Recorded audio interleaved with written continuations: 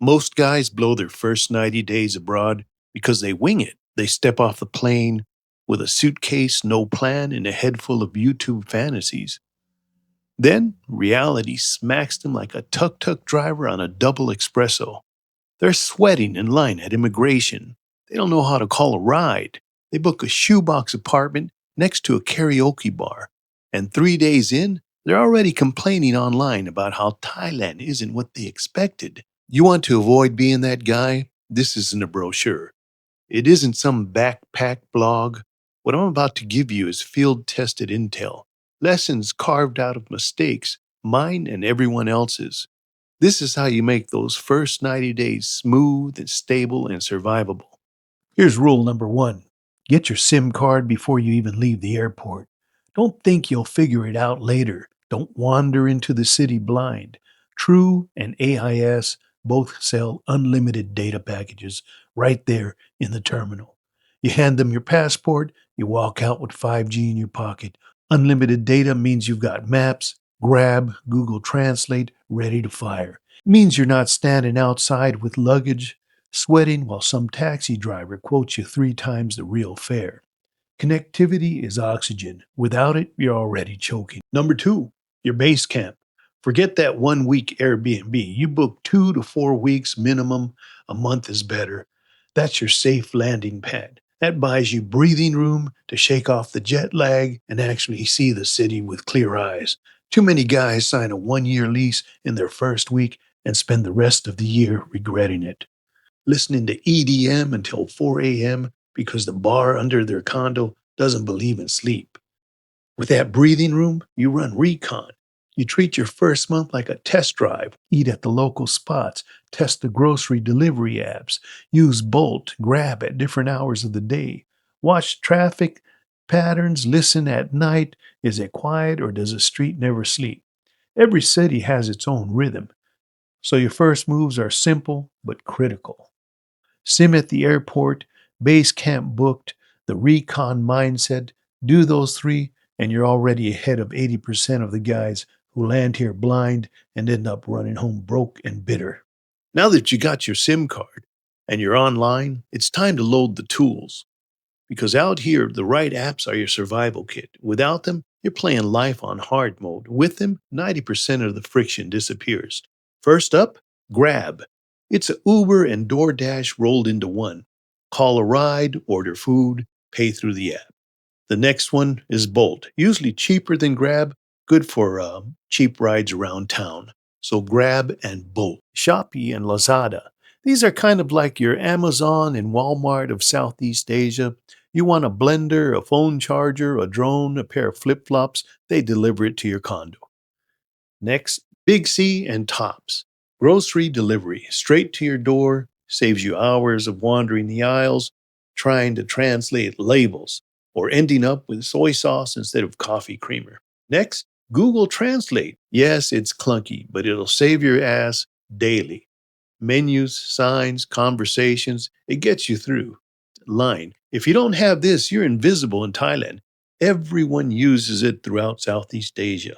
Locals, businesses, banks, apartment condos. Your rental paid receipt, your landlord will send it online. Facebook, yeah, you thought it was dead. Not here. It's still massive. Use it for groups, buy and sell markets, even job boards. And it's great for keeping in touch long term if someone switches numbers. Cloud backup. Set it up before you land, Google, iCloud, whatever you use. If you lose your phone, and trust me, it happens, you don't lose your entire contact book with it. Load these apps before you unpack your bag. That way, when you step into your first week, you're not scrambling, you're operating. Wherever you land, Bangkok, Pattaya, Phuket, even Chiang Mai, the nightlife stories are already in your head. The neon, the chaos, the temptation. So here's the move. Check it out early. Go for a walk. Walk the strip. Scratch the itch. If you don't, it'll sit back there bugging you every day. What's the nightlife like? Well, blah, blah, blah. Go see the nightlife when you're supposed to be making real decisions. Take the hit, burn a weekend, a couple days, and then get back on your mission. Your Airbnb is your safe base or your hotel, whatever you choose. 2 to 4 weeks minimum. That breathing room lets you shake off the jet lag and actually see the city with clear eyes. Too many guys sign a 1 year lease in their first week and spend the rest of the year listening to EDM at 4 a.m. because the bar under their condo never shuts down. From that base, you explore with intent. Live like you've already based there. Shop at the market, hit the pharmacy, walk to the clinics or hospital to see how far they really are. Use the 7-Eleven for daily necessities. Test the cafes, restaurants, night markets nearby. Can I walk to what matters or do I need wheels?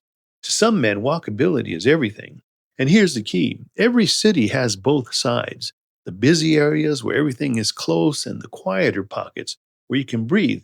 Too close to the action, and you may burn out. Too far away, and you may burn out.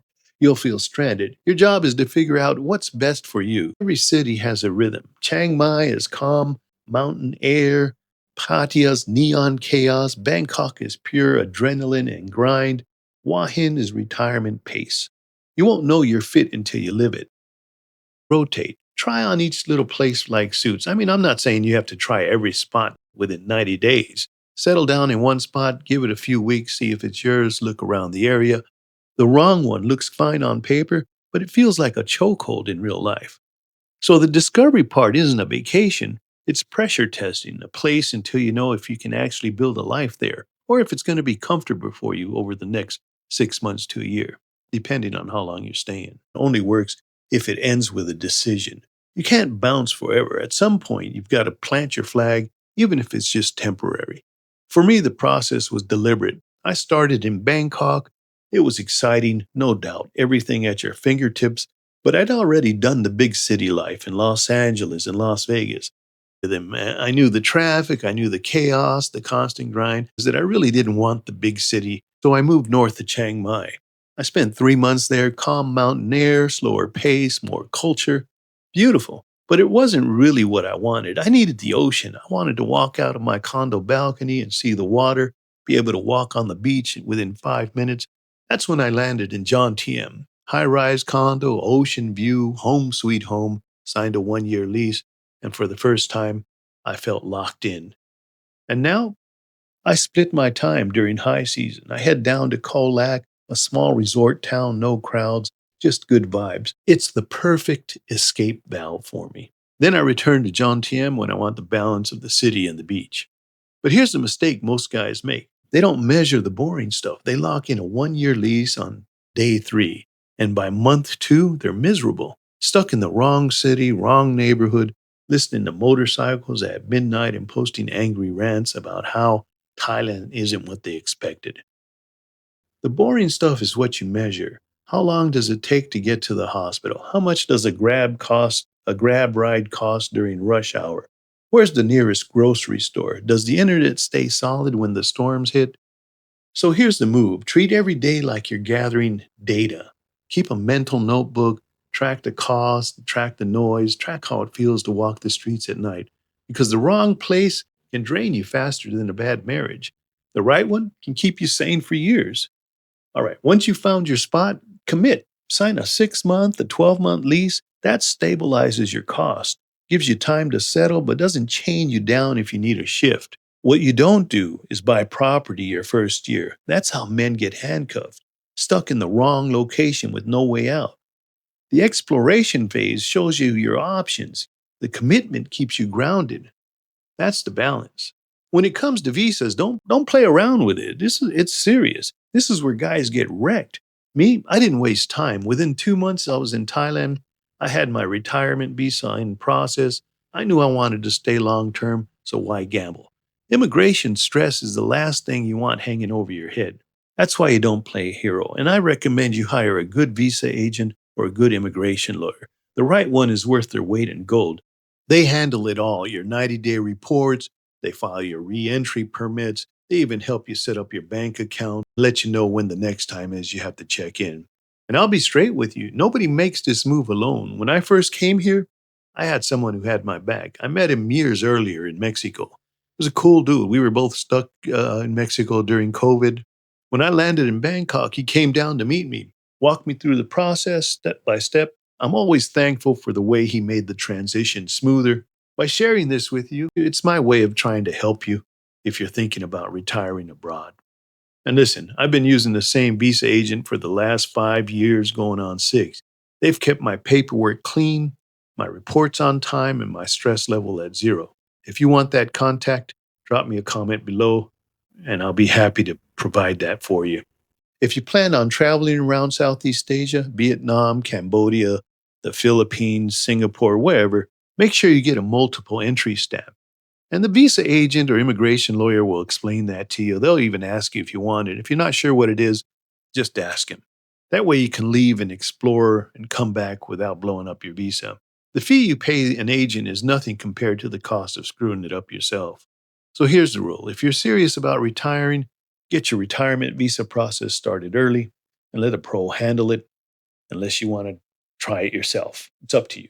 Once you've got your lease signed, your visa squared away, the game shifts. Now it's about daily ops, the systems that make life abroad smooth instead of stressful. This isn't the flashy stuff. Nobody brags about grocery apps or bank accounts. These are the gears that keep your whole life running smooth. There's one thing men forget: your body is part of your visa, whether you like it or not. You land strong, you stay sharp, or you let that belly creep in and suddenly you're the stereotype, another expat drifting soft around the edges. Discipline in the body keeps discipline in the mind. Build a routine: gym, swimming, boxing, walking, it doesn't matter. Fitness clubs, gyms, and such, they connect you. You meet locals and other expats at the gym. You start conversations that aren't just about nightlife or visas. That's how you build respect, build community, and avoid sliding into the isolation trap. Daily sweat is daily structure. Without it, the whole system slips. Okay, here's a soft power a lot of expats don't quite understand until they've been here a little bit, but I'll let you in on it. So you're going to notice something when you walk down the street. Locals will look at you. Sometimes it's curiosity, sometimes it's caution, and most of the time it feels like a glare. Most guys get it wrong. They look away, or worse, they scowl back. That just locks in the wall between you and them. Here's the play: smile. Small, simple, nothing forced. The second you do, their whole face changes. Suddenly, you're not a stranger. You're like a cool dude. Respect beats blending in. You'll never look Thai. Don't try. Instead, be remembered as the foreigner who's polite, who greets people, who carries himself like he should be here. All right, language basics. Don't overcomplicate this. You don't need fluency, you need connection. One or two Thai lessons a week, that's it. Over time, it compounds. Suddenly, you're ordering food without pointing, greeting neighbors, catching jokes instead of standing lost. Learn the basics: hello, thank you, numbers, directions. That's enough. And here's the kicker: locals notice the effort. You try even a little, they'll light up. That effort earns you patience, trust, often better treatment than the guy who's been here 10 years and never bothered. Language isn't about grammar, it's about respect. And here's one that I think that's very important and a lot of people don't realize, and I've learned why it's important. I'll share it with you. Here's what most guys get wrong: they think that disappearing is a smart move. Staying low profile, keep to yourself. But when no one knows you, nobody can defend you. Flip it. Build presence. Have a cafe where they know your order, pharmacy where they recognize your face, neighbors who nod when they see you. I'll give you an example. I was living in a mostly local Thai neighborhood when immigration did a sweep.